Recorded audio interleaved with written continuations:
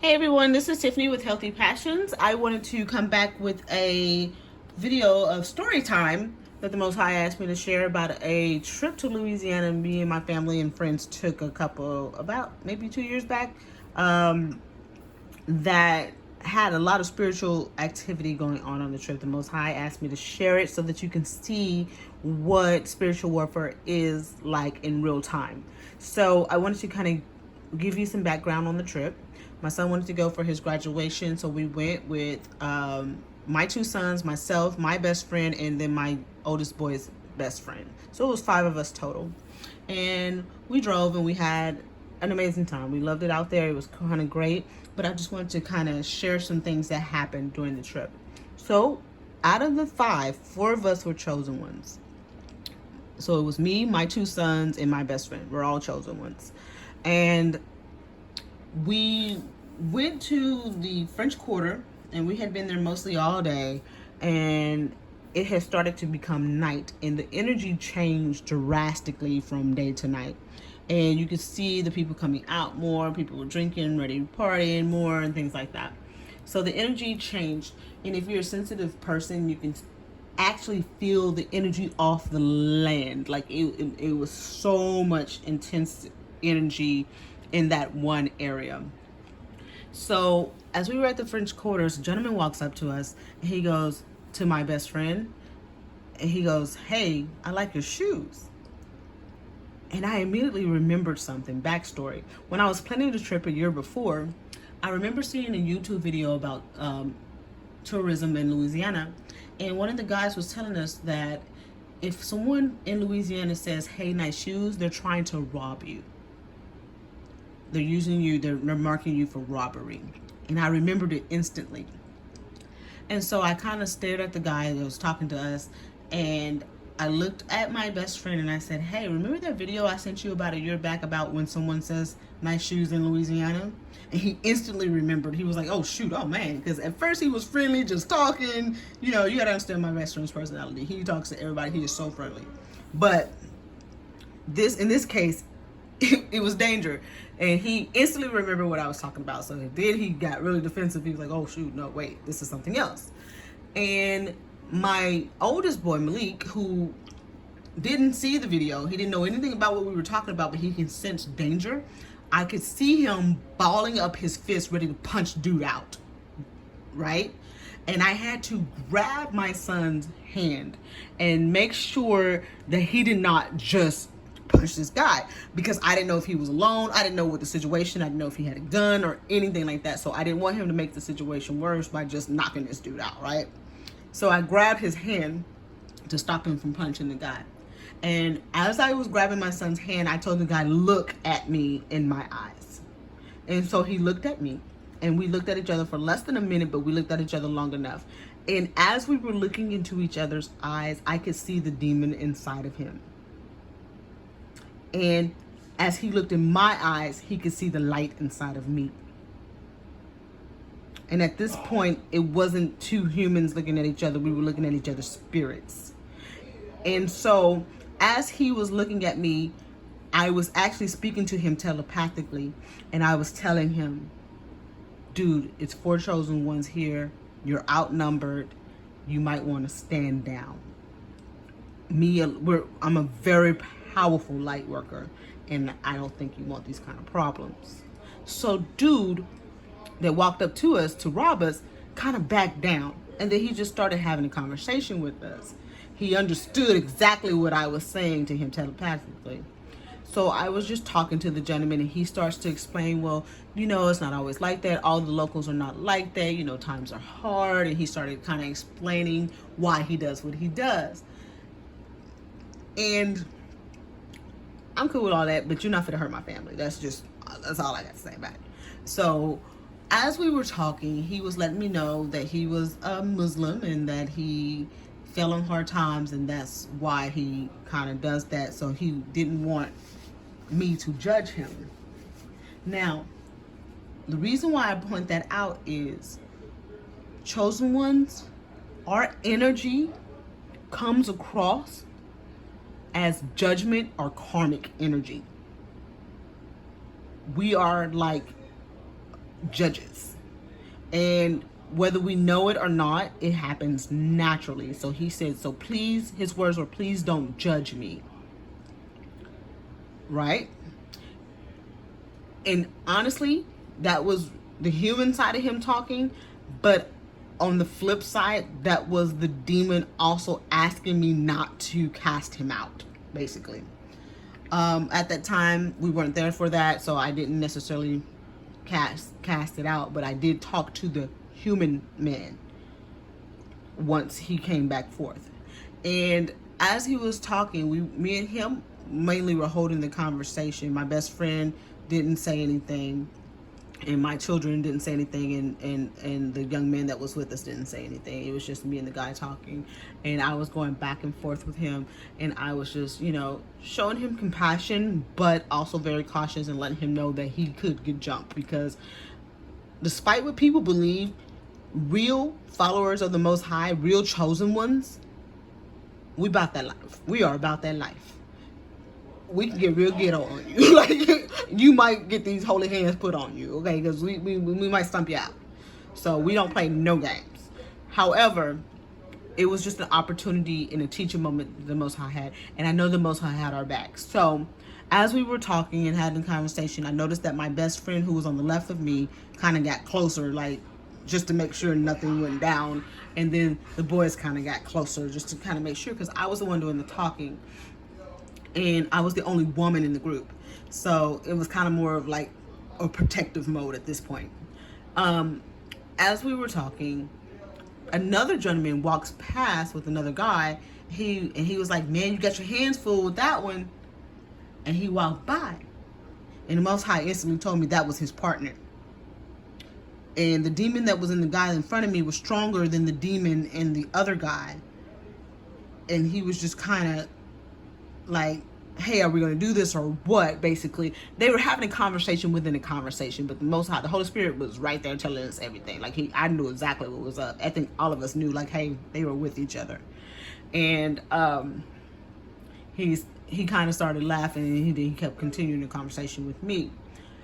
And he decided to stand down and not rob us for the night, and we had a really good conversation. And by the time I finished, I ended up giving him a hug. And I told him, do right. Don't try to harm people that you don't know, because you don't know what they're about. Yes, we're not from here, and we probably stick out like a sore thumb, but we will put them hands on you. Like, you might get hurt, brother. You know what I'm saying? And he was like, okay, cool. So we started wrapping up our conversation, and then he reached for another hug. It was the second hug. My male best friend put his arm in front of me. He was like, no. I was like, well, he said we can't hug anymore. And at that point, it was more of a protective thing, because I'm like, look, you don't need to hug me anymore anyway. So, so that's how that went. So I know that the guy in front of me had at least 2 demons in him, and then the other one had at least 1 demon in him, and they were looking to rob us and possibly harm us that night. They were probably going to try to kill one of us. But something interesting happened. After a few moments after the second guy that was trying to rob us walked by, it was an older homeless man, a black man with really kind eyes. And he walked by. He goes, leave them people alone. You don't want them kind of problems. Leave them people alone. And he just kind of kept walking by. And the Most High told me that was an angel. Now, the 2 demons that we saw and the angel that we saw were in human form. They were inside of humans. They took on the appearance of humans. And it was just the strangest thing. But I knew the older gentleman, I could just look in his eyes and tell that he was an angel. And he was actually watching over and protecting us. And that was the Most High's way of letting us know, like, hey, we were in danger, but he's here with us in the situation. And it was so ironic, because it was such a spiritually intense moment. And it kind of lets you know how you can speak to people telepathically, and you can speak to demons telepathically as well. And the conversation that we were physically having wasn't the conversation. We were actually speaking normally, around others around us, but we were really having a very different conversation. Basically, I was telling him, hey, I'm a child of the Most High and I will take you down. And he understood that message and stood down. Now, with that being said, we got our food, everything was cool. They had left or whatever, and everything was cool. We got our food, we ate, and then we were like, you know what? We're kind of tired. Let's call the Uber and go back to the motel. And there was a Marriott up the street, so we went to the Marriott. We all used the restroom and then called an Uber, and we waited. I noticed we were about a half a block away from the place where they tried to rob us, and I noticed that the old man was still there. He was behind us. He was behind us talking to two ladies, but watching us. Clearly, obviously watching us. So he stayed there until we got into the Uber, and then he walked off. So basically that angel watched over us until we got to safety. And I just thought it was so interesting. That was like something I would never forget. Like, it was just an amazing moment. And that's just how the Most High will send help. So we get back to the hotel. Let me just talk about that's a totally separate night. But the first night that we got there, there was something that happened in the hotel. We stayed at a hotel, and you can tell it was a lot of energies and a lot of things had happened at that hotel. A lot of things, you can tell. And the first night we were there, my best friend was spiritually attacked in his sleep. And we talked about it. He didn't say much. He felt like something had got on him or something like that. It was just something slight for him. And then he didn't think nothing of it, and we enjoyed our day. The second night we stayed, I got spiritually attacked. It was so strange. I had went to sleep, and I went into a deep sleep. And in that sleep, I was having a dream. Like the room was like the hotel was on fire, and the room was full of smoke, and I began to choke in my dream, and I started coughing because the smoke had gotten so thick in my dream. But in the dream, it was different than a regular dream because it felt real. So I started coughing in real time, sleep, but coughing really loud, like I was choking on smoke. My best friend tried to wake me up, and I wouldn't wake up. And I felt like something was choking me, but I couldn't get up. And he was like a little frantic, a little scared because I wouldn't wake up. And I started just choking. And it felt like something had grabbed my neck and choked me. And I knew it was something in that room because I had talked about it earlier, and whatever it was a strong demonic presence, and that it had been there, and it stays there in that hotel. So I still had a belief in sage at that time, so I tried to sage the room or whatever, and it didn't work, of course. But I know now about sage, but at the time it didn't work. But so the next day we had got up, it was time for us to go. And I was like, you know, that what happened last night was not cool. My oldest boy talked about not being able to wake up. He was in a deep sleep as well. Like, we were all being affected by this demonic entity. And so we got up the next day, and I decided to sage everything again. And the sage was burning really strange. Like the night before, it burned a lot, but this time it burned differently. It burned heavy, but the smoke was completely black. And not only was it black, little pieces of it was flying off, right? So it had burned really thick. And then I was talking to the entity like, hey, saying things to, you know, speaking against it, and about to cast it away because I didn't want anything to attach to our things or to one of us on our way home. And the sage popped really loud and almost exploded in my hand, and I could feel it was in my left hand, and I could feel something standing right there on my left. It was, the entity was right there, and everyone felt it in the room. My best friend was at the office, so he wasn't in the room. He was taking care of the bill, and the rest of us, me and the three boys, were in the room, and we were just like gathering our stuff, getting everything to go. And it popped and we was like, let's get the hell out of here. It scared everybody. And at the time, my best friend walked in and everybody else was running out. And he was like, what happened? We were like, let's go now. So we got in the car and we drove home. It was a long little trip home and everything was cool. So we had got gifts and stuff earlier from a crystal shop or something like that while we were there for keepsakes. And I think my best friend brought stuff for his family. Just, you know, just to show that we were on the trip. And when we got home, the night that we got home, it was so eerie in the house. I heard the boys were exhausted, so they were asleep. And I heard something walking in the hallway, and then I heard 3 knocks at the door. Like that. 3 knocks, right? And I'm like, hell, I watched enough scary movies. I ain't opening that door like that. Nah, bro.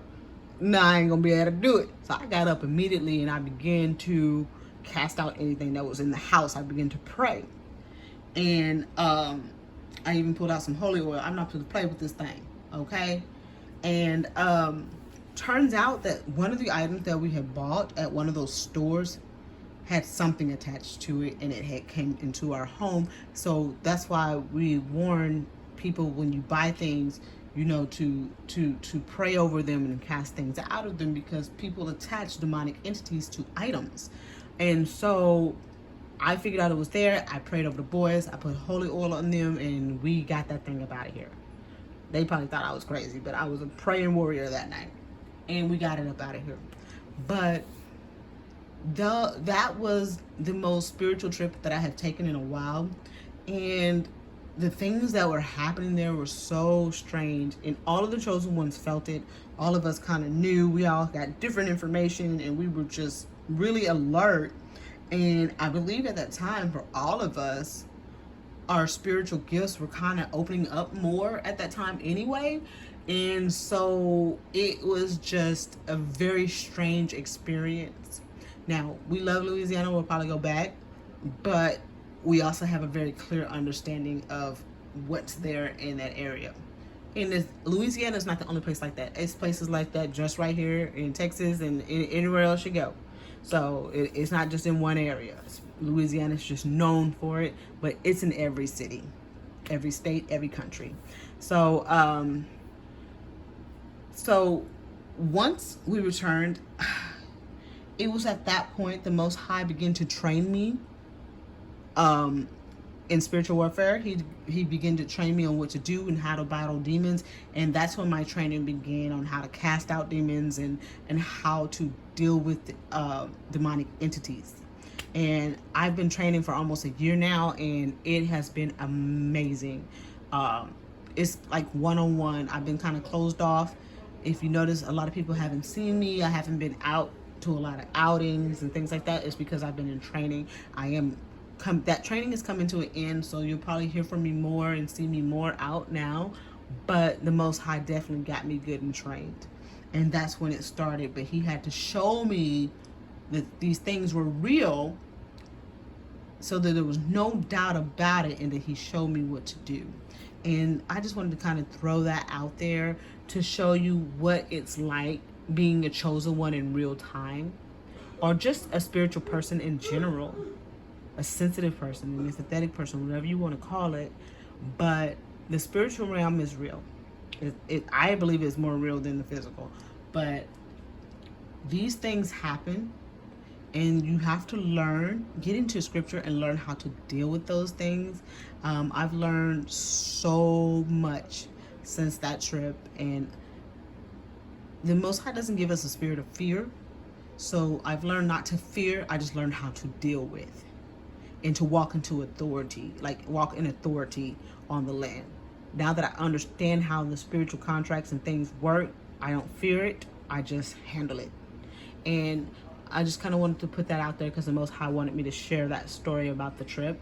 So y'all have a blessed night. I may make another video tonight. I may not, but I just wanted to get this one out tonight. I love you guys. Take care. Have a good one. Bye.